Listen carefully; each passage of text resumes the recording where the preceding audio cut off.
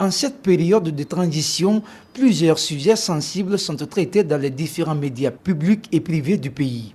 Dans son exercice de régulation de la fonction de journaliste, la haute autorité de communication, à travers son monitoring, dit constater l'absence de responsabilité sociale, d'éthique et de déontologie dans le traitement des questions d'ordre ethnique et communautaire.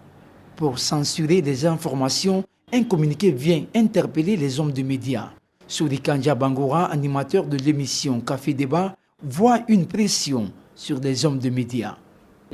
J'espère que, je souhaite me tromper bien sûr, que les nouvelles autorités ne se mettent pas derrière la HAC pour essayer de s'appuyer sur nous ou de mettre une sorte d'épée Damoclès au-dessus de nos têtes. Emmanuel Milimono, rédacteur en chef FIM 24, estime que la HAC devrait être précise en identifiant les médias, voire relever les manquements.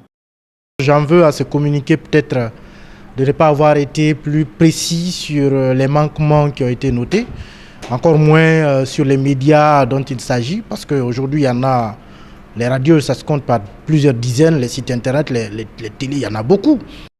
Un communiqué, un rappel à la loi, selon l'Union des radios et télévisions libres de Guinée. À mon avis, elle est dans ce rôle-là, qui est celui de prévenir quand ça doit déborder. Dans le communiqué qui est fait, par exemple, on fait un rappel à la quiétude sociale. Ce n'est pas fait dans le sens peut-être de museler ou de nous empêcher de dire ce que nous avons à dire, parce que ce que nous devons dire dans les règles, dans l'éthique et dans la déontologie, nous allons continuer à le dire. Ça, c'est tout à fait normal. Nous sommes une presse indépendante. Selon des internautes, ce communiqué ciblerait des radios et télévisions de grande écoute. En tout cas, la HAC aura prévenu.